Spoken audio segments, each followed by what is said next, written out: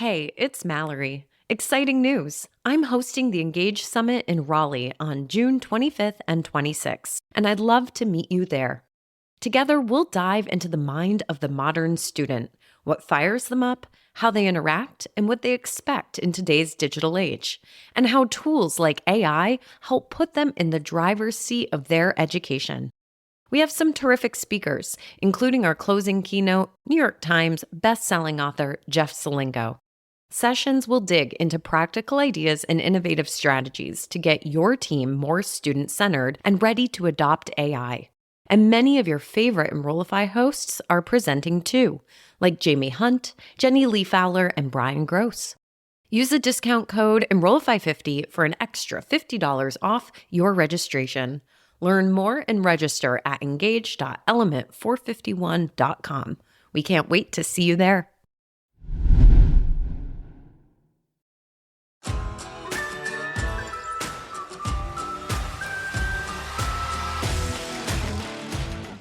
Welcome to The Application, the go-to how-to podcast for higher education marketers.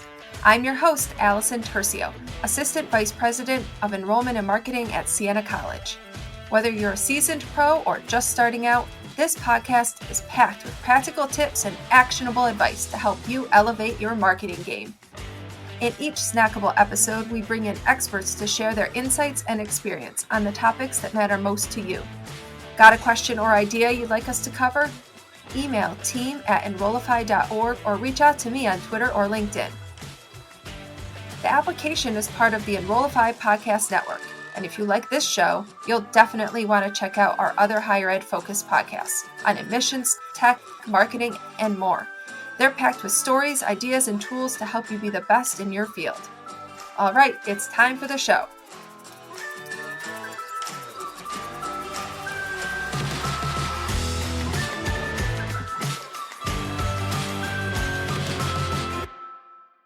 In this episode, we're diving deep into an exciting topic, unlocking the potential of AI in brand strategy and creative design. In a world where higher ed marcom often finds itself in a sea of sameness, we're exploring innovative ways to break the mold and tell our unique stories. Here with me is RJ Thompson. RJ's remarkable career includes roles such as Manager of Digital Strategy at Pitt Health Sciences, Director of Digital Marketing at the Joseph M. Katz Graduate School of Business, and an Assistant Professor of Graphic and Interactive Design. He's co-principal and creative strategist for Plus Public, a Pennsylvania-based social enterprise that impacts community and economic development through the creation of branded communication platforms and storytelling initiatives. He's received many awards, including for the websites Pitt Business Backstory and business.pitt.edu. Welcome to the Application, RJ. Thanks for having me, Allison. This is great. I'm honored to be here. Thank you. You've had a really impressive career from teaching graphic and interactive design at several universities to higher ed and community marketing to your local work in local economic development. How have these experiences shaped your perspective on higher ed marcom? So I would say collectively, all of these experiences include people. They're about people. They're for people. Everything I do is about another person or a group of people. And so from ranging from the classroom to working in the community to even my current position, it is just empathy across the board. I'm a very extroverted person.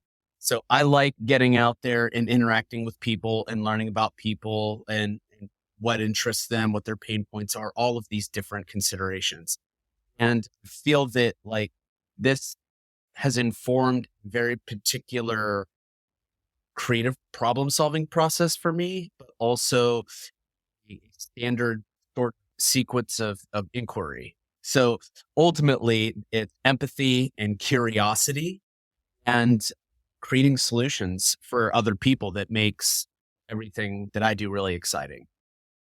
Okay, so this is really funny to me because you're talking about human-centeredness and other person-centeredness, but we're going to talk about AI today. How's that, do you think? How are we going to combine these two ideas? So I'm glad you asked that because I've given this some thought. A lot of the folks that I'm interacting with that are using AI tools like Copilot, ChatGPT, they are looking at these tools as, ironically, like from a human centeredness point of view, how is this going to make my life easier? How can I integrate this tool to handle my calendar for me? How can it create efficiencies in my life where, there are none now? And for me, if any of you have gone into ChatGPT, given it a prompt where you ask it to like spit out 15 different results based on a vague query, you're going to get a rather homogeneous and sort of basic result. And while that is impressive unto itself, it's just giving you a result.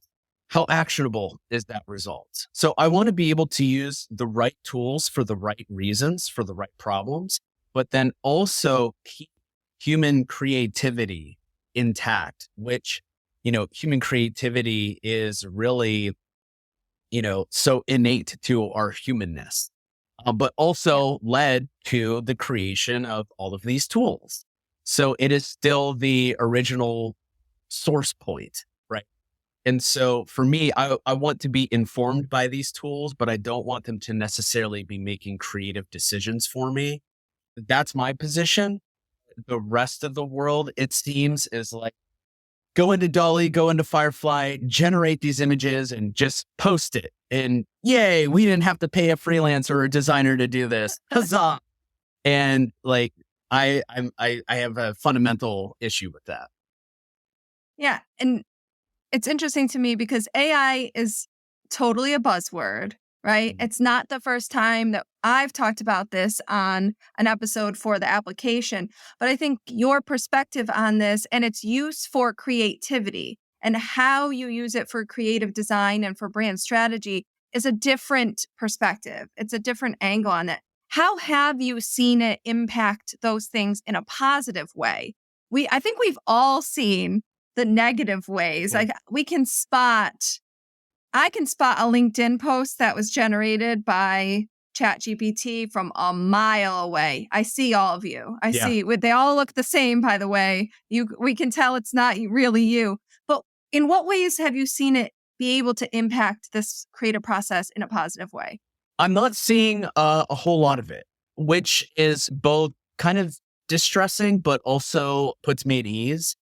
I think one of the reasons why I'm not seeing it is that AI, especially in many, but not all, but many higher ed Marcom circles, is still kind of taboo, right? It's like a wonderful tool that you can use to help you do your work, but you still have to do all of your work. Additionally, I think that there is a significant hesitation to using AI to do brainstorming and then actually implementing exactly what it's telling you. And then when you're asked like, well, how did you come up with this? And if you say AI, it's like, I could see a supervisor saying like, okay, well, that's all well and good to stimulate some thinking, but we're not that kind of shop. We don't do this. So I think that the level of embrace of AI is relative to the experience of your supervisors, of leadership, of particular working generations. And so, for example, in Pitt Health Sciences, myself and one of my colleagues, we're using AI all the time.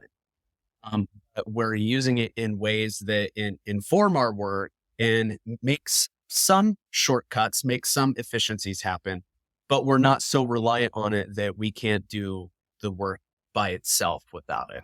So using the right tool for the right reason at the right time, but also not being afraid to say, oh, we have a tool for that. We can help. And what this has done is it's brought people into our sort of circle, people that are in different colleges at the university, different Marcom units, and they're asking about how can this be done? Is this possible? So now it becomes an opportunity to learn and an opportunity to teach. And there's that transactional relationship where now AI isn't as, taboo or off limits. We're lowering the guard. We're dropping the barrier for entry. And that creates benefit across the board. It's interesting to me that honesty and transparency about how you're using it can help educate and perhaps correct some of these misperceptions. We just had a speaker at Siena last week, and they were talking a lot about being transparent with that so that we can be honest and also show people that AI is always going to need the human editor. Yes. Humans are still really important in this. So using it, as you're saying, the right tool at the right time is really important. So, because I think you and I know that there's so much potential here. AI can help with some really game-changing initiatives. How can AI help us, for instance, deviate from the same narratives so our institutions can truly stand out? This is a problem that we talk about and hear about in higher ed over and over and over, this sea of sameness. So can AI help us with this? Oh, absolutely. And I love this question because the sea of sameness, the homogenization of the work that we do, like there's a fundamental relationship or point of interest rather that I have with education. And that is, why do we have to advertise it? Why is this something that we have to advertise? And ultimately, like, we're not necessarily advertising education, we're advertising the institution and its product. And so, I ruffle some feathers when I talk about academic degree programs as products and admissions as customer service. There's some equation there that, when you introduce those different perspectives, then people take a completely different approach to it. That said, how can we use these tools? So I think one thing that most people accept is that the software that we use, the AI that is integrated into it, much of which has had AI on some level integrated into it, any Microsoft product, for example, people accept that these applications can do math pretty well.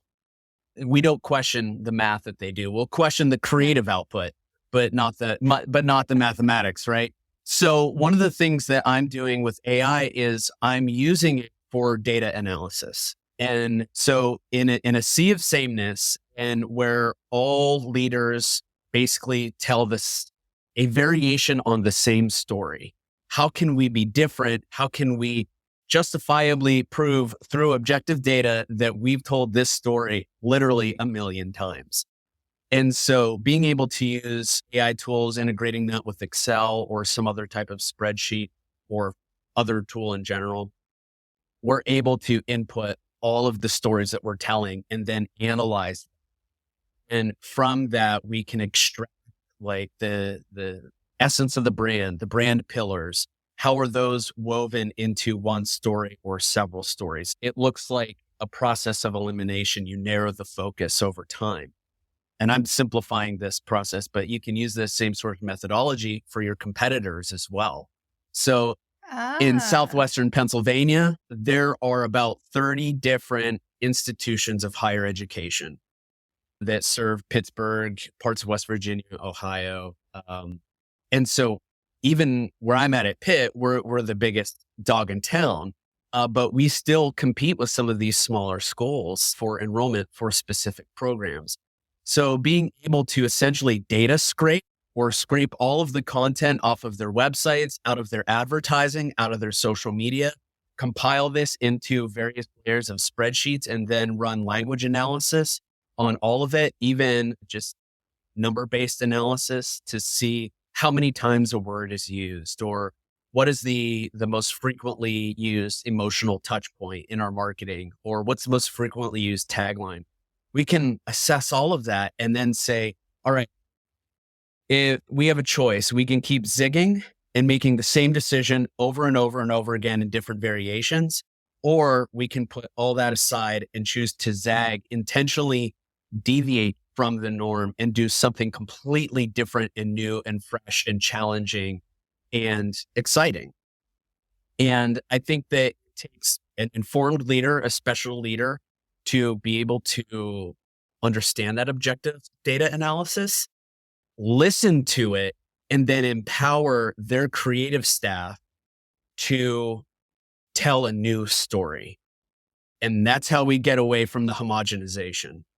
That is not what I thought your answer was going to be. It's such a different perspective and a different answer than I've heard anyone on this topic, because mostly people talk about maybe customizing your inputs and training the AI to do a better job of creating that unique story and that unique perspective. But I love this idea of using it for analysis. And also, this is an analysis that I would say we probably, as higher ed marketers, we're weak on because it's hard to make that judgment on your own work. Yes. Here we are where it's giving you a tool to be able to truly give that objective look at you versus your competition. Wow. Yeah.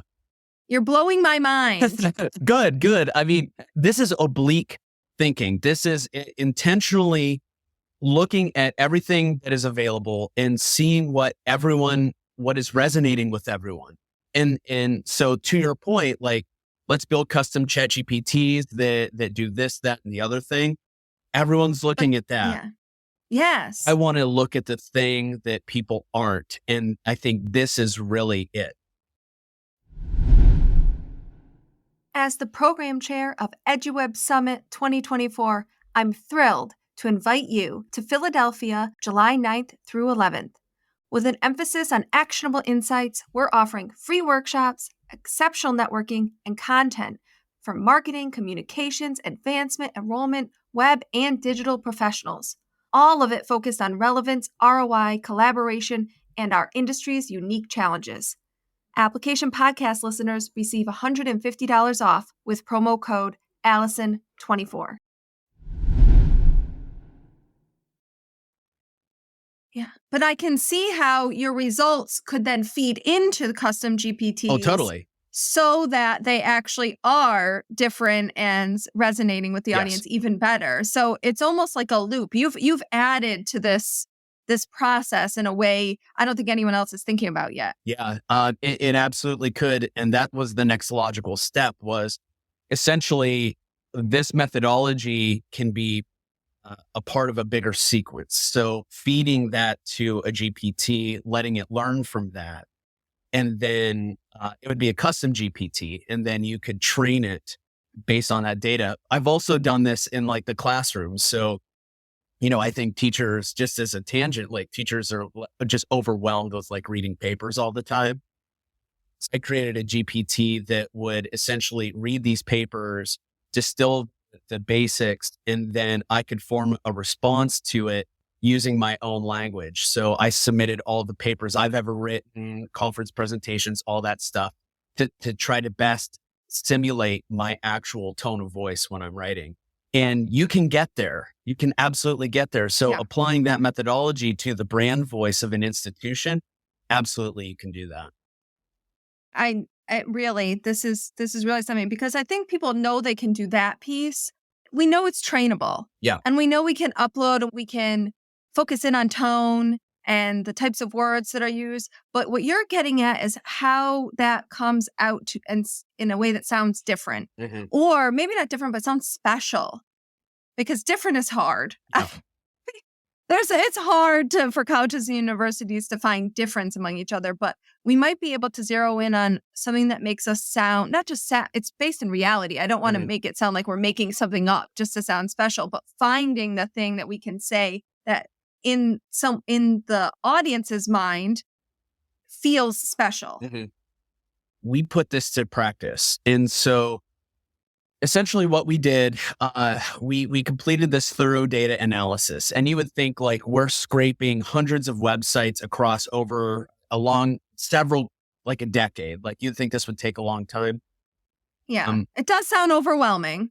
This idea, it does. How to structure it does. It took 20 hours. What? Yep. Tell me more. Across 4 people, it took each of us about 5 hours. So about 20 hours in aggregate. And by the way, Pitt would have a lot. Oh my God. You guys would have a lot of content. Yeah. And a significant amount. We found hundreds of resources ranging from website copy to social media content to alumni magazines. And we just extracted all of the text. So it didn't take that long, but I think that there was a bigger sort of thing that we were fighting for here. And this is also something that's very near and dear to me. I've spent an entire career teaching people how to be creative. And I get frustrated when higher ed Marcom teams take a limited and limiting view on their creative potential. More so, I get even more frustrated when leaders, be they, deans, AVPs, whatever, take an even more limited and limiting view on the creative potential of their teams, which is why, more often than not, they ship work out to agencies, which again is fine, but I want to completely exhaust the creative potential of my internal teams first before you're spending money. Before I'm spending money on an agency. Yeah. And so I also wanted, like, the project that I did is called The Keywork, and the stake in it was, I don't want anyone to tell me ever again that my team or my peers or my colleagues aren't creative and aren't capable of creating amazing ideas. The problem is they just have not had the opportunity to do so. So in the health sciences, across 6 health science schools, there's 150 degrees. So taking all of this thinking, all of this analysis that we've done, we were able to create a unique ad campaign for every single degree. In 20 hours, we created 150 different distinct ad campaigns for a single degree. Now, if you add a slight variation to that, you can then multiply 150 degrees by 150 ideas and have over 22,500 different ideas in aggregate. And they all work. My mind was blown like 10 minutes ago, and I don't even know how to describe what's happening in my mind right now, RJ. So to prove the point, like it's one thing to be able to build these assets, build out this methodology, to see it actually work and to not only work, but to have the people working with it flourishing, thriving, being excited.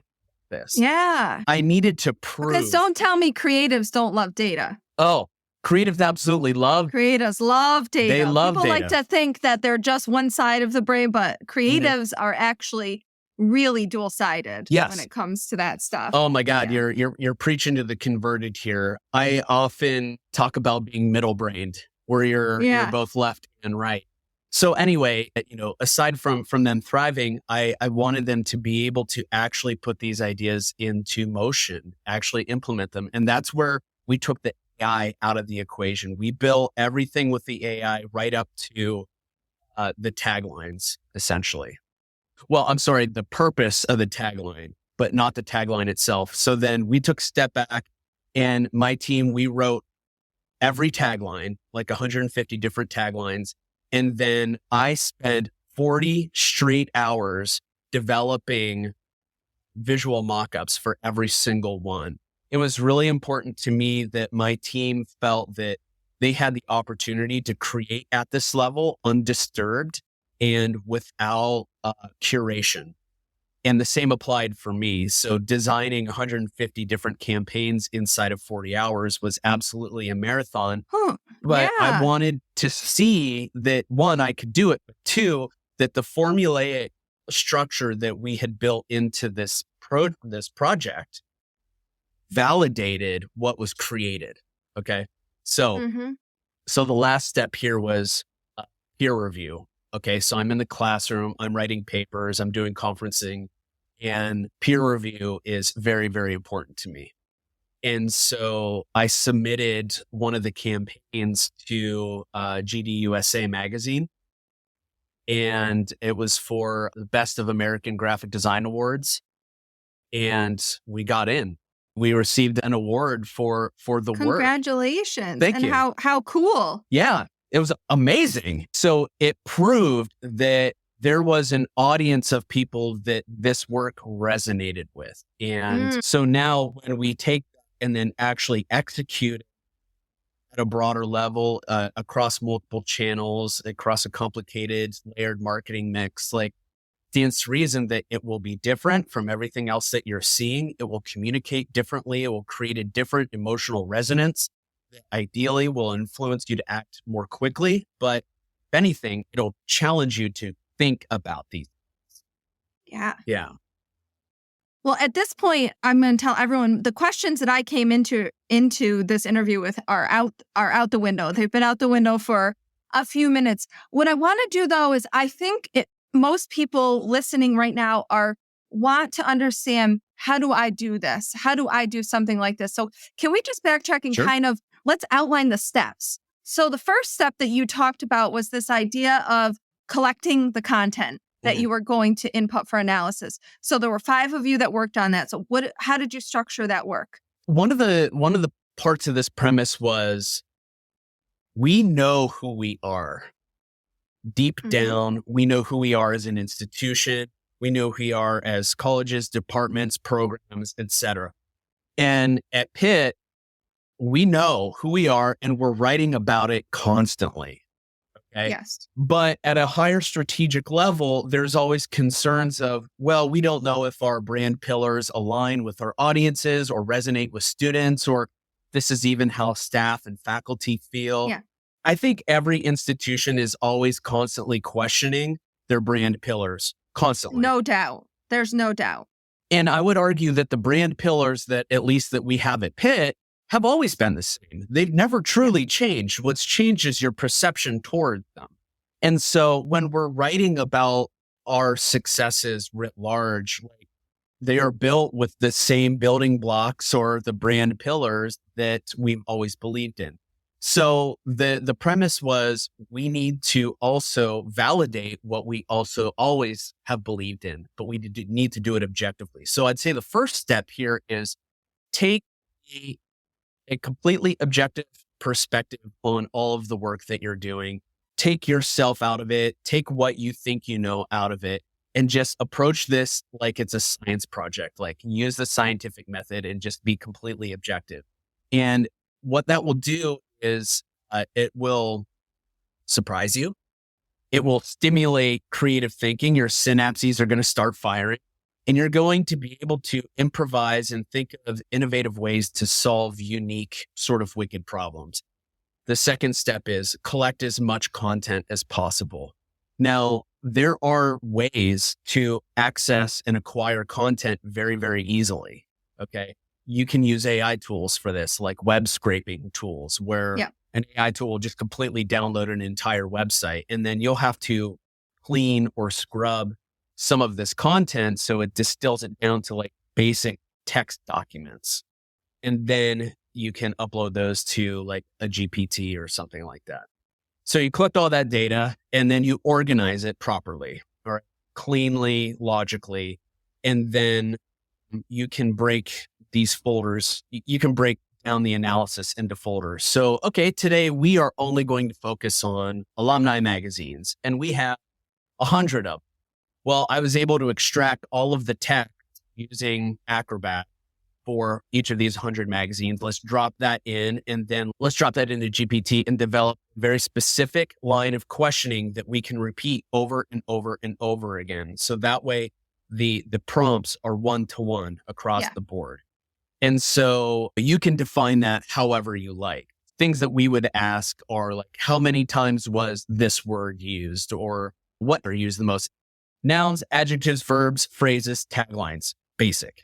And then from there, like ChatGPT, if you use that, for example, will show you the numerical output for how many times those words occur. Drop that into an Excel file, and then just keep building those Excel files out. And then you'll be able to take that and put it back into ChatGPT, for example, and analyze it further. Ideally, what you're doing is you're training the GPT to a point where it is trained completely on your information and it becomes your go-to. So a year from now, if someone has a question on, did we ever write a story about this person doing this thing? Type it in. Yes, you did. And here's what you said. And here are some of the words you use in that article. So if you need to write it about it again, you can approach that from a different perspective. So really, you can custom tailor your solution to fit the needs of your institution, but also the needs of the scale of your thinking. Like, how big do you want this to go? Yeah. So our scaling on this was very focused on admissions. and creating opportunities for students to look at our campaign work, be intrigued, attracted to it, and then start to make realizations and question and then invest more. It's not just apply now and learn more or whatever. So when you were saying the type of content you were scraping from, I was thinking to myself, if someone's really focused on enrollment marketing, you could focus on those pieces of the website and your competitor websites, right? And then also you could secret shop. What are the emails and maybe text messages that you're getting from each of the institutions, and how does that compare to your institution versus others? And if they're sounding the same, if they're coming out the same, it tells you something. Yeah. Wow. These are the tactics across the spectrum of higher ed Marcom. And if you want insurable success, then if you send an email, it's going to have 600 words. It'll have 3 hyperlinks and all this other stuff. Yeah. And that lends itself to the homogenization. So when you send out an email, for example, that has no text in it, you're intentionally deviating from that pattern and being different. And so it could be that simple, but if you're going to do that, which I think is a risk, because you could alienate, someone. Well, and there's something to be said for a student having a common experience too, like they know what to expect, which feeds into all of this as well. Yeah. And I would say that the most important part to all of this is that you have to have a leader that is curious, appreciates risk, but is also willing to empower their team to explore this new type of thinking. Because when I started this project, we were kind of like wanderlust. We were a team of like 14 people with an interim supervisor who did a great job with us, but we were largely left to our own devices to manage ourselves. So it was really an interesting time. And so it allowed a lot of innovation to happen very quickly. And once our new AVC of strategic communications joined us, she was blown away. She's like, this is awesome. I love this level of thinking. Let's perpetuate that. And then, central marketing found out and they're like, oh, tell us more. And then this other group. And so it's kind of growing and expanding. The best change is organic change. That's just right. Like you're describing.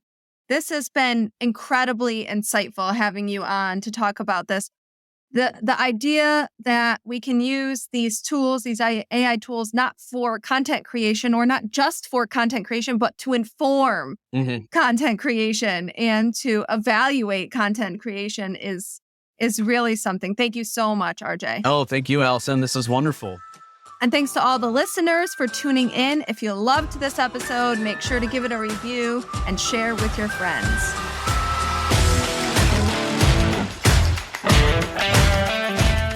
The application is part of the Enrollify Podcast Network. If you like this podcast, chances are you'll like other Enrollify shows too.